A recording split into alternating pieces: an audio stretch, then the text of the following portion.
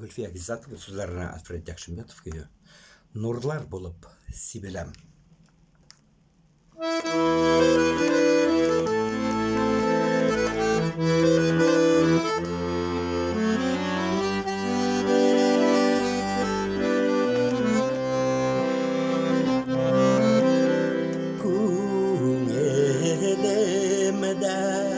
Kuyaş balık eylugin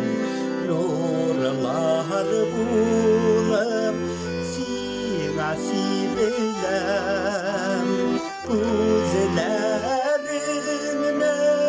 Uktem nurumu bilem Sindi duydum annemini bilem Yılmaydın da Seni kuyaşta varap Ezilep taptın Benim yüzümünü Benim itişine Kupten küteydim Yaşırbaşı Didegi kuzenini Elde rezene İdemişim Aşık kaldır yapma perdesin Sin yüzünde eminim Kirlik canım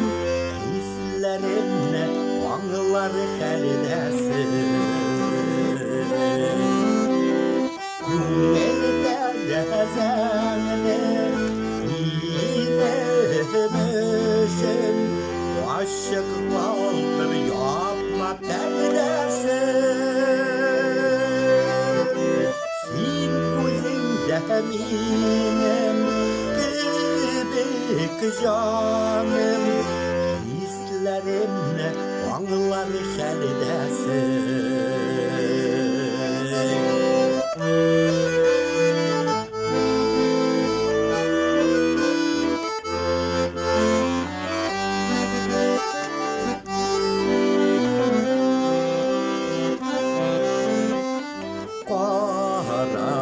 Karaşları yine esirdi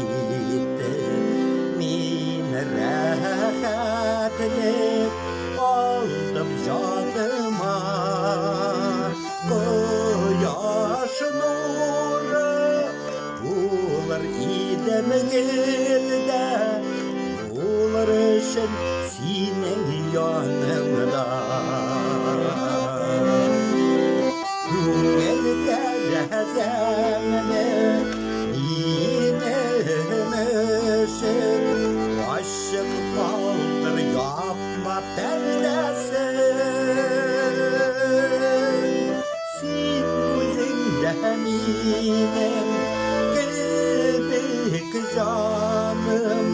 Hislerimle anılar herdesin Elde rezene İnemişim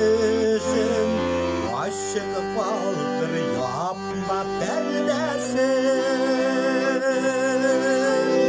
Sin yüzünde eminim Kibik canım Hislerimle anılar herdesin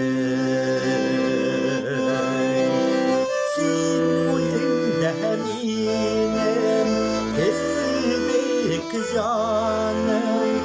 Hislerimle anılar herdesin